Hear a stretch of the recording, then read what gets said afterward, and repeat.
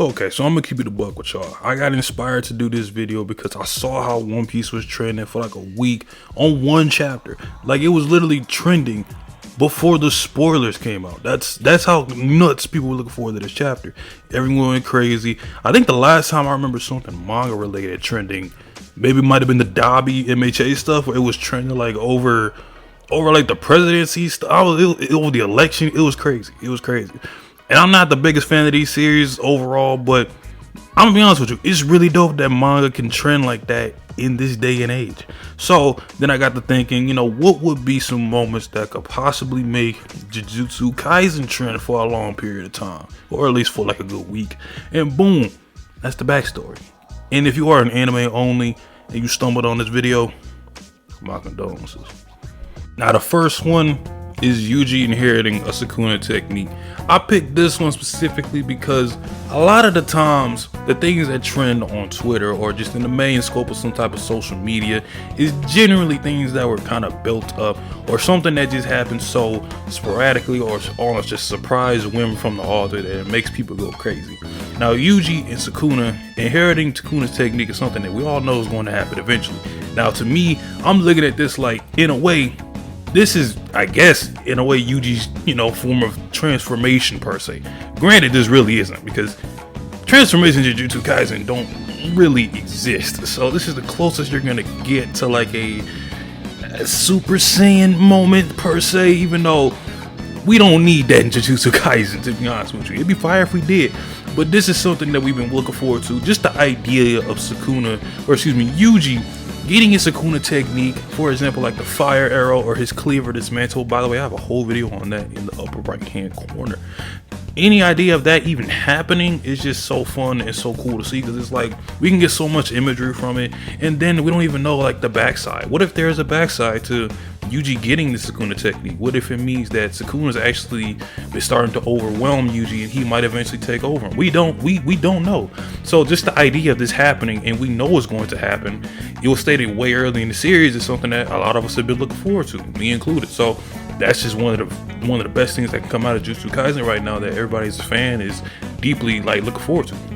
And with Yuji and Sukuna, obviously Sukuna eventually getting his enchantment and coming out in the Culling games.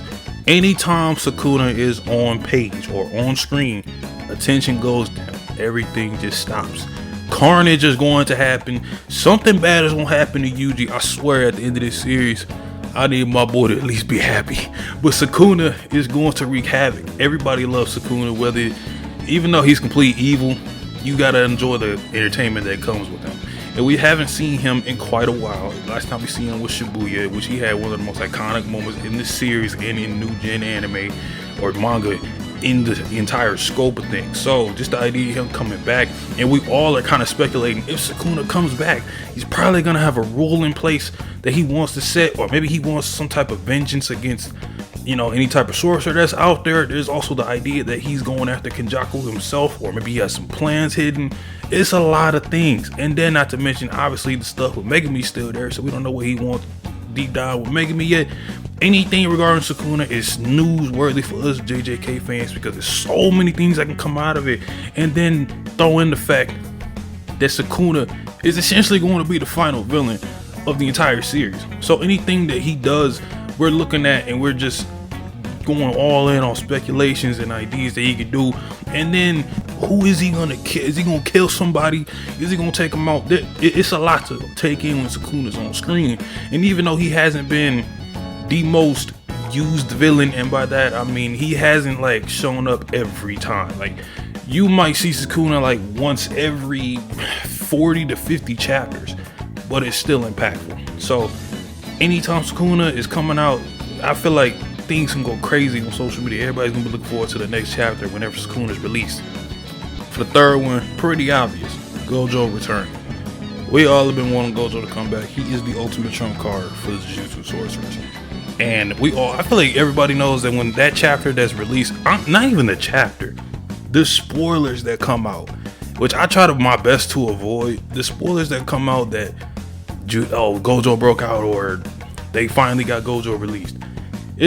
Bro, everything, you gonna see Gojo everywhere. Everybody's gonna be talking about it.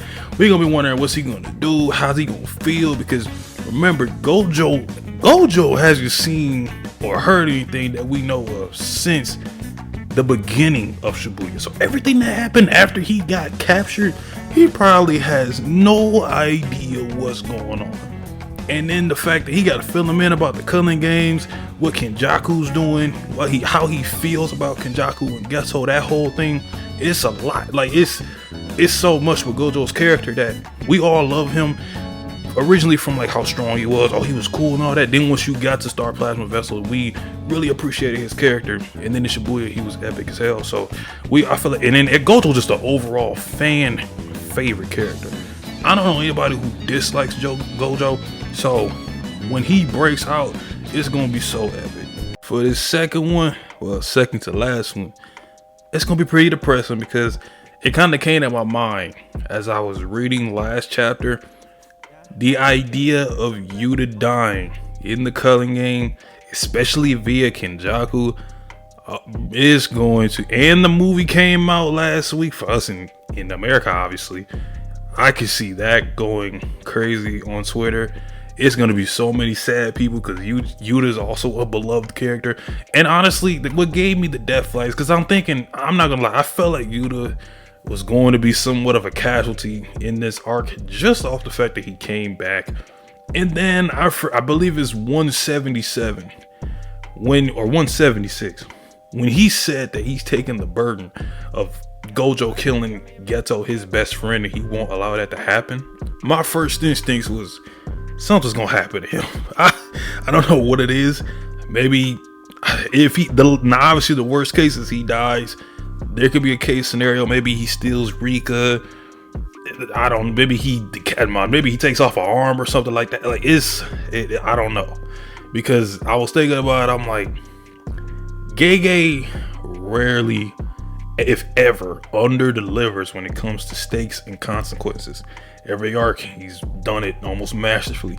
And in the culling games, we've been building up to a lot of stuff. We've been getting to really love our main cast that we got right now. And I'm like, there's no way that Gege is just gonna allow a majority of them to just live past the culling games. Someone has to go.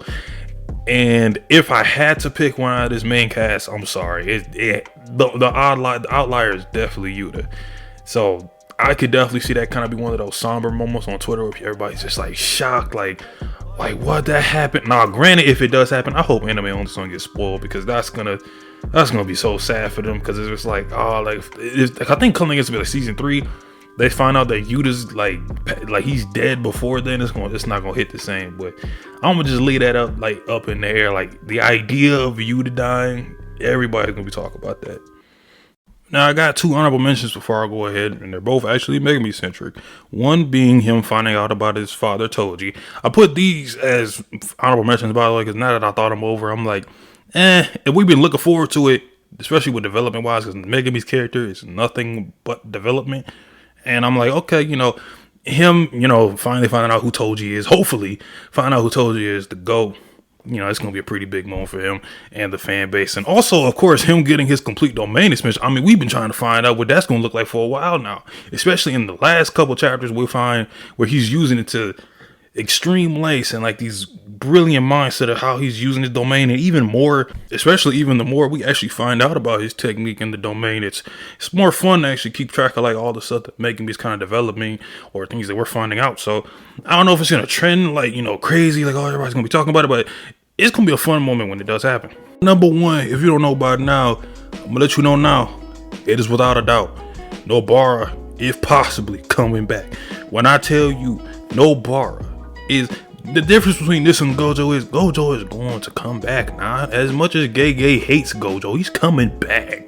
But Nobara, first of all, I think I've come to the understanding that she's probably dead at this point. But there are still a lot of people that think that she's not dead. And honestly, everybody's been wanting to see like, is she gonna come back?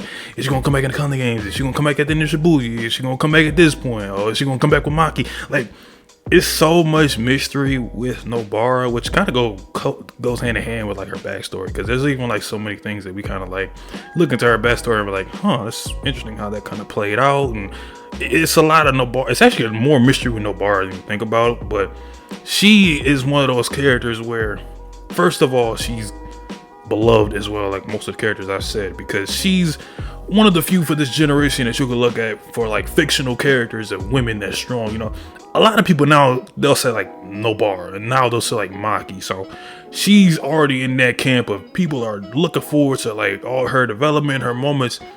And when it happened in Shibuya, first of all, everybody was shocked.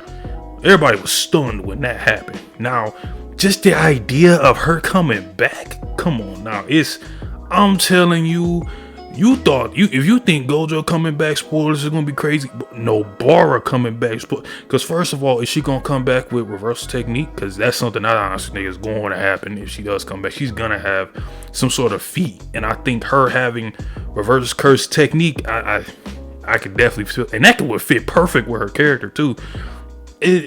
Bro, it's going to be insane. Twitter will be like on fire.